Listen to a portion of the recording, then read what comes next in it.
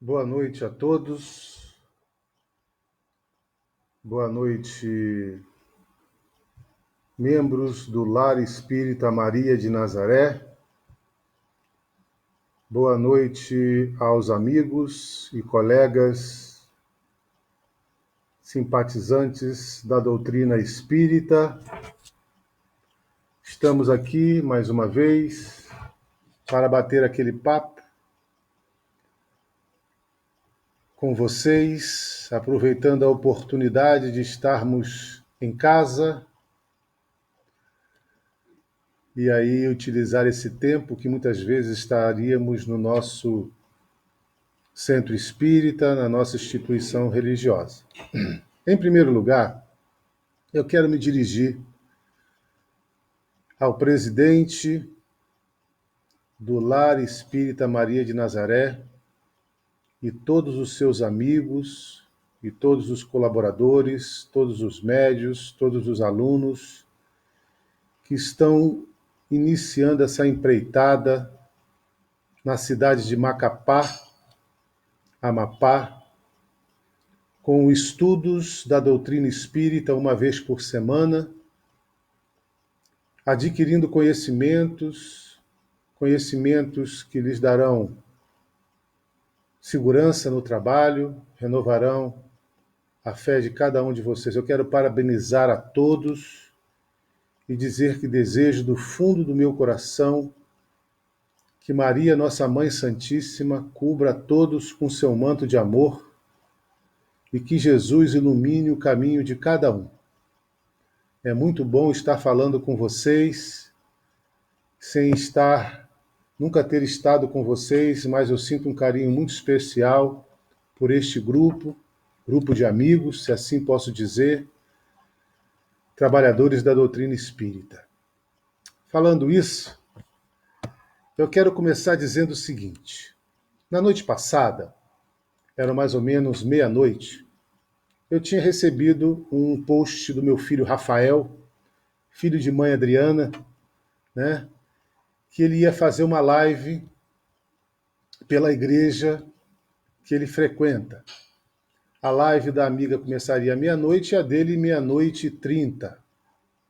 E assim, o papai aqui ficou acordado, feliz pela participação do seu filho mais velho, divulgando o Evangelho de Jesus, a lei de Deus, o amor que Deus tem por nós, para a sua comunidade evangélica. Meu filho Rafael é evangélico, graças a Deus, está no caminho, perto de Jesus, perto de Deus, e eu quero parabenizá-lo pela sua explanação na noite de ontem e desejar a ele muita felicidade, que Deus renove seu coração a cada dia. E na live que ele fez ontem junto com a sua amiga, se não me falha a memória, era Karen. Se não me falha a memória, se eu errei o nome, me desculpa. E eu achei muito interessante do jeito que eles fizeram, porque os dois entraram na live do outro e começaram a bater um papo sobre a lei de Deus, sobre Jesus, sobre o amor, sobre os filhos. E eu achei legal, foi uma coisa descontraída. E eu me preparei inspirado na noite de ontem, né? Foi muito interessante o que eu senti ontem na alegria de ver a forma que eles fizeram. Então eu quero parabenizá-lo também. Então vocês estão vendo aí que eu tenho um filho chamado Rafael Vasconcelos Maranhão, e que é casado, me deu 2 netos, e ele é evangélico desde os seus 15, 16 anos. E quando ele entrou na igreja evangélica, eu mesmo sendo espírita já, eu fiquei muito feliz, porque lá ele ia ter contato com a Bíblia, com a palavra de Deus, o Evangelho de Jesus. E essa foi a sua base. base que formou família, e ele se tornou um líder na igreja em que ele frequenta. Inicialmente, ele começou na adolescência na igreja, se não me falha a memória, presbiteriana. Isso, me falhou aqui, vocês me desculpem. Na igreja presbiteriana, lá do Cruzeiro, aqui no Distrito Federal. E agora ele está na Comunidade das Nações, uma outra instituição evangélica onde ele é líder. E eu estou muito feliz por isso, né? Sempre que eu posso, eu estou presente junto a ele nesses momentos em que ele vai pregar a palavra de Deus. E eu tenho um outro filho, chamado Bruno, e da mãe Soraya, meu casamento, e ele é espírita. E ele fez a primeira live deste canal. A iniciativa, a sugestão, o pedido foi dele, e eu também fiquei muito feliz. Meu filho também é expositor espírita, e, como dizer, é espírita de berço, né? E ele está nessa empreitada com a gente. Estou muito feliz com isso também. E eu tenho uma filha, que é a caçulinha, né? E ela também foi espírita de berço, e hoje ela tem afinidade com a religião Umbanda. Ela é umbandista, né? E eu também estou muito feliz com isso, porque através da Umbanda minha filha exercita a caridade, orienta as pessoas, transmite as informações dos bons espíritos para aqueles que estão aflitos. E eu fico muito feliz por isso também. E a minha mãe, Geni Ferreira Maranhão, ela é católica. E toda vez que eu estou com ela, lá no Rio de Janeiro, antes de dormir a gente lê o Evangelho, a gente faz uma prece, a gente conversa. E sempre que ela pode, ela fala: meu filho, lembre-se que eu sou católica. E eu aproveito, faço um Pai Nosso com ela, e depois eu faço uma Ave Maria. E nós vamos dormir felizes. Por que eu estou falando isso? Né? Por que eu estou falando da minha família e das religiões que eles têm? Por quê?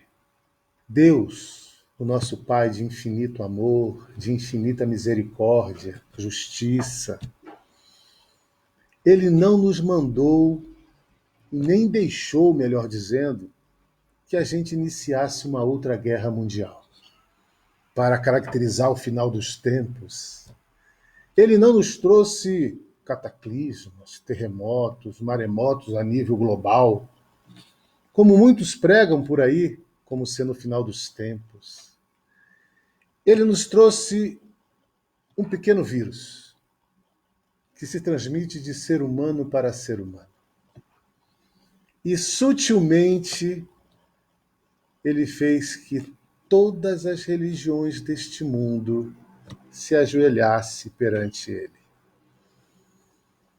Ele fez que todos os religiosos e não religiosos, aqueles que se rotulam de uma religião, aqueles que não se rotulam de religião, ele fez com um pequeno vírus microscópico fizesse que todos nós, seus filhos, desde o mais imperfeito ao mais evoluído deste planeta, nos dois planos da vida, fez que se dobrasse perante a sua misericórdia, o seu amor. Estamos em casa, reunidos com a nossa família, que bênção. Estamos em casa, conversando com os nossos irmãos à distância. E aí a gente pergunta: a igreja, a sinagoga, o centro espírita, são a casa de Deus? E agora, Deus nos manda a primeira mensagem: meu filho, a minha casa é o universo. E as diversas moradas, uma delas é o planeta onde você mora. Mas tem uma igreja que Deus nos presenteou, nos emprestou com muito carinho e amor e misericórdia, que Ele está dentro dela todo instante, que é o nosso corpo físico. porque Deus está dentro de nós. Esta igreja, chamada corpo físico, em que onde a gente vai, a gente leva ela, é a casa de Deus, onde nós devemos testemunhar com os nossos sentimentos, com os nossos pensamentos, com as nossas palavras, com as nossas atitudes, o que Deus quer de nós. Todos somos irmãos perante a Deus. Budistas, hinduístas, islâmicos, evangélicos, católicos, espíritas, ubandistas e assim vai. Tantas religiões que nós inventamos, porque o Mestre Jesus, o Cristo de Deus, não inventou religião nenhuma. Mas nós temos a necessidade de separar para depois juntar. Não é? Nós dividimos as ciências em várias ciências para depois a filosofia juntar. E hoje nós temos uma visão mais holística do mundo e até da saúde. Os gregos falavam corpo são, mente sã, corpo são. Sócrates copiou do templo de Delfos, conheça a ti mesmo. E nós estamos aí, nos separando para no futuro nos unir. E começou o futuro.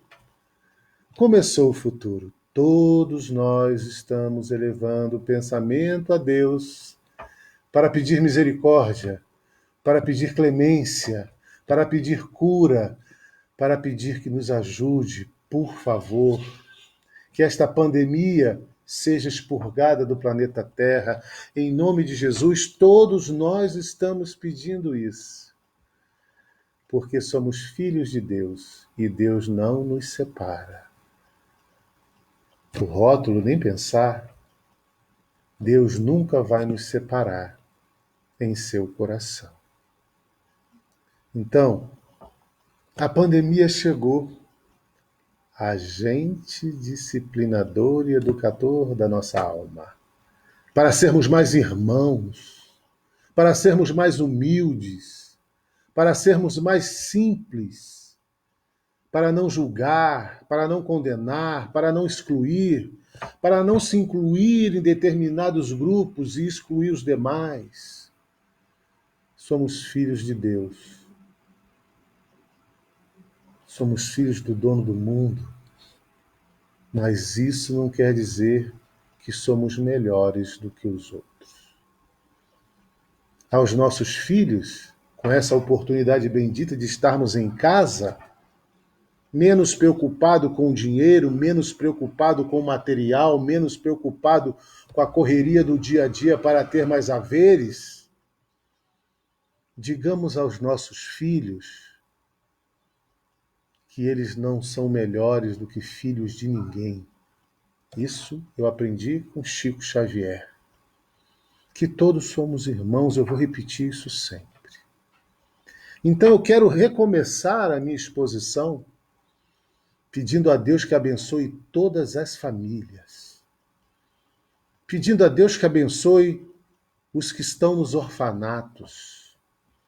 Pedindo a Deus que abençoe os que estão nos presídios, nos manicômios, nos hospitais, nos lares abandonados a si mesmo, nas ruas, nas palafitas, nos barracos, nos palacetes, nas mansões, porque somos todos filhos de Deus. E o bem material, a riqueza, não nos traz felicidades, porque em todas as classes sociais sofremos todos, e nós sabemos disso. Em todas as religiões, sofremos todos. Em todas as religiões, temos imperfeições, porque é o homem que dirige. Queridos amigos, o Velho Testamento, primeiros livros da Bíblia, é o alicerce, nos diz os espíritos superiores, da nossa evolução. Mas o Evangelho de Jesus, a Boa Nova, o Código de Ética Universal, é o edifício do cristianismo e da nossa salvação.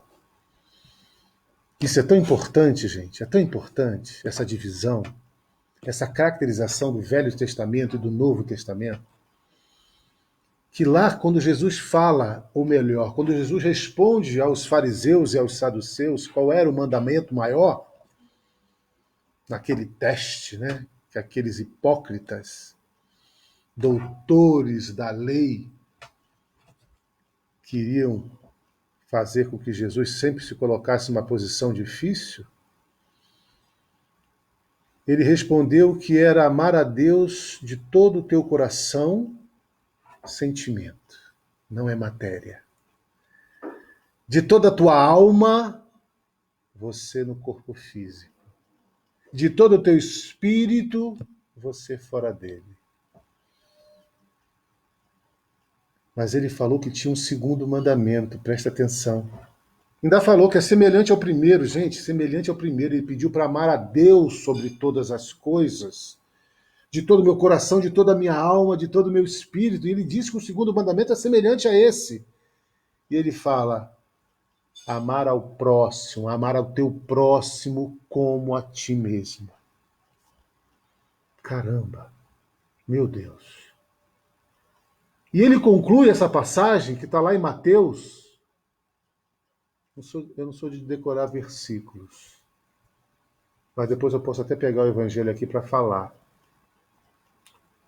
Ele fala, aí está, preste atenção, toda a lei e os profetas. Então, o evangelho de Jesus, onde nós somos os operários, onde nós somos os colaboradores, é o edifício que a humanidade tem que construir sobre as bases do Velho Testamento. Amar a Deus e amar ao próximo. Aí está toda a lei e os profetas. Porque é difícil a gente construir dentro de nós o sentimento de empatia, nos colocarmos no lugar do nosso próximo, nas situações problemáticas, nas situações difíceis e perguntar como eu gostaria de ser tratado se eu estivesse no lugar dele. Como eu gostaria de ser tratado se eu fosse porteiro de uma empresa. Como eu gostaria de ser tratado se eu trabalhasse nos serviços gerais de um órgão público. Como eu gostaria de ser tratado se eu fosse um morador de rua. Como eu gostaria de ser tratado se eu fosse uma grande autoridade, um presidente, um governador, o dono de uma empresa. Como eu gostaria de ser tratado se eu fosse ele, o meu próximo? A resposta é simples. Porque eu devo me amar. E quando eu digo que me amo, eu desejo todo o bem para mim. E se eu desejo todo o bem para mim, eu devo desejar todo o bem ao meu próximo. E para que eu comece a me amar, eu tenho que fazer uma distinção.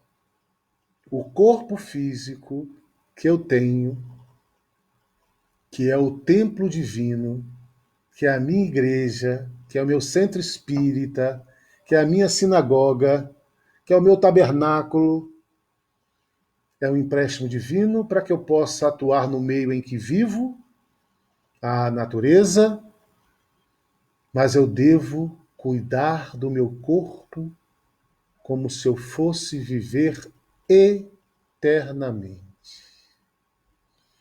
Olha que coisa maravilhosa. Olha que interpretação bacana dos anjos do Senhor.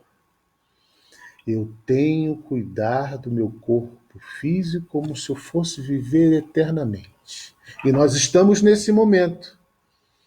Passa álcool, lava a mão, tem higiene completa do corpo, das roupas, cuidado com o contato com seu irmão, cuide do seu irmão também, cuidando de você. Se alimente direito, tome alguns remédios fitoterápicos, tome vitamina C para fortalecer o sistema imunológico. Olha como esse vírus divino fez com que a gente viesse nos tocar como a gente deve cuidar desse templo sagrado chamado corpo. Então vamos cuidar do corpo, Porque eu cuidando do meu corpo, eu estou cuidando do corpo do meu irmão, do meu próximo. Eu estou o amando porque eu estou me amando.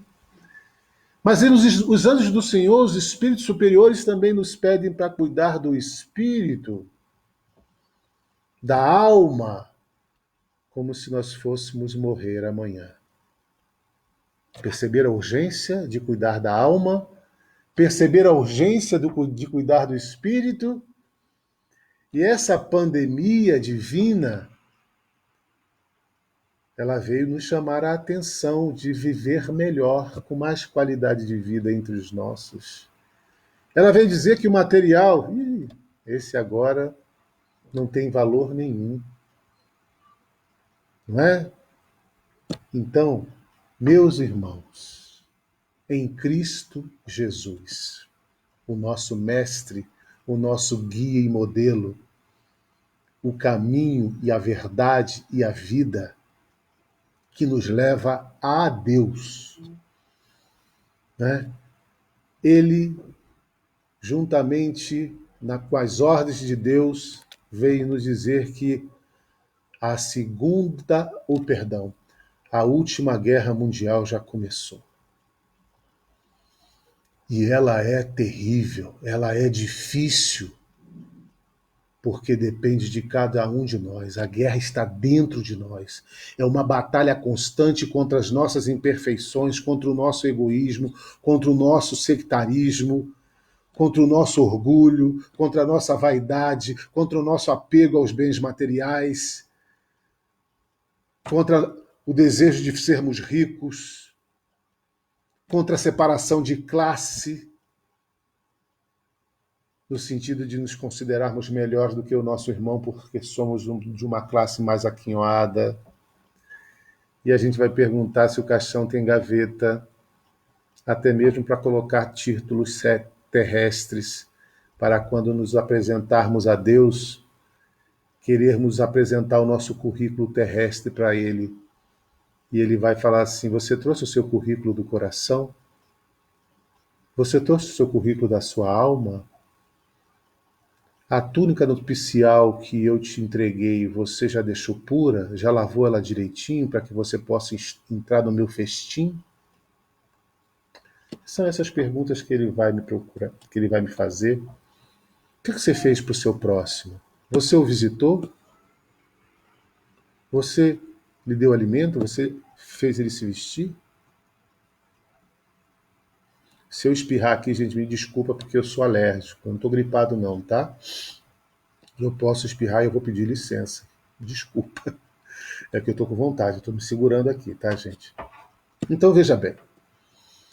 Saímos do mandamento maior e vamos entrar, dá a César o que é de César. Olha bem, Jesus, mais uma vez, é colocado, como a gente diz hoje, numa sinuca de bico. Desculpa a expressão popular. E é perguntado por aqueles que queriam o colocar contra os dissidentes judeus, por causa dos impostos. Olha o dinheiro aí na vida do povo de Deus, né? Ou então jogar eles contra os romanos. E a pergunta foi feita: deve ou não ser pagos os impostos aos romanos? Olha que pergunta capciosas. Muita gente faz perguntas assim, né? Não faz pergunta para ajudar, faz pergunta para condenar, faz pergunta para colocar a pessoa numa situação difícil, né? Gerar polêmica, vender. Jesus também sofreu isso. Mestre, olha a hipocrisia, mestre, Rabim, Rabom, é dever pagarmos os impostos aos romanos? E Jesus, conhecendo a maldade do coração de todos nós, pediu, me dê uma moeda, e assim foi dada a moeda. Imagina eles ansiosos, é agora que a gente pega Jesus. De quem é essa imagem? Perguntou Jesus aos judeus. De César.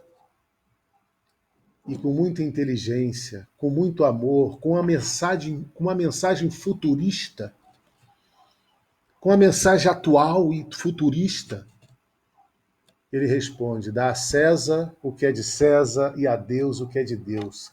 Nossa, misericórdia, Senhor. E aí aqueles fariseus, aqueles saduceus, tem muito por aí ainda, tem muitos, ficaram sem saída. E o que a gente pode trazer para agora? Será que se eu dar a César o que é de César eu vou estar errado? Dar a Deus o que é de Deus a gente tem que aprender, né? Nós estamos aprendendo. Mas dar a César o que é de César, na nossa interpretação espírita, cristã,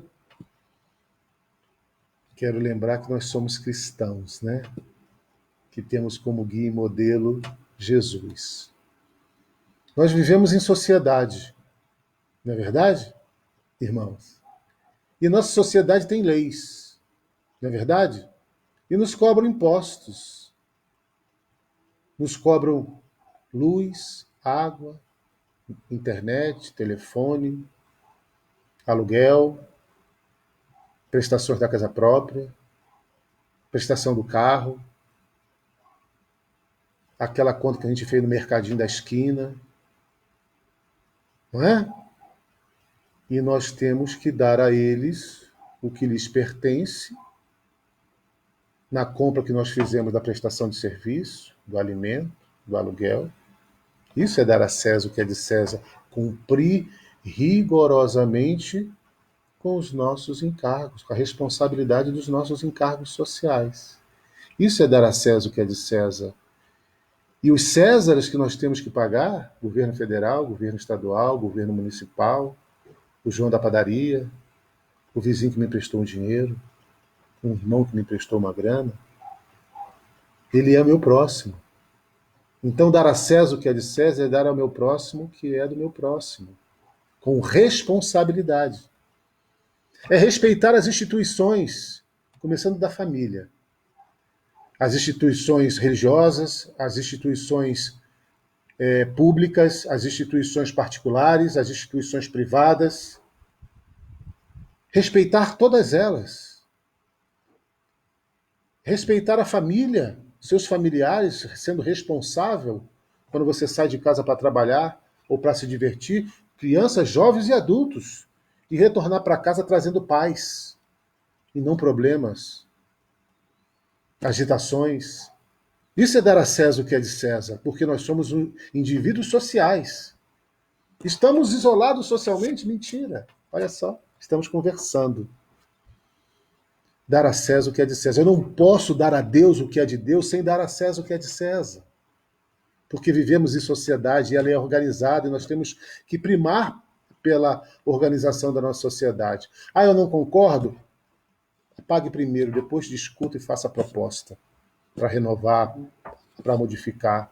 Mas primeiro dá a César o que é de César e dê a Deus o que é de Deus, fazendo isso e se reformando interiormente, para que cada vez mais você trate o seu próximo como você gostaria de ser tratado, com mais amor, com mais respeito, com mais carinho, com mais indulgência, com mais fraternidade, até mesmo os inimigos.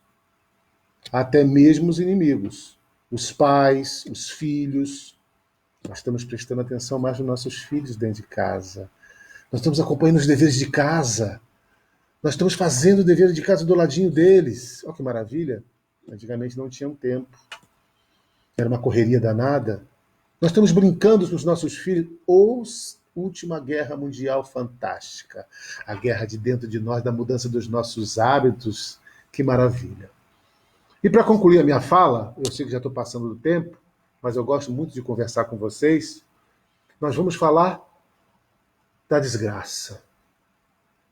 Eu tenho um amigo chamado Mário César. A mãe dele já desencarnou, tia Lila. Tia Lila.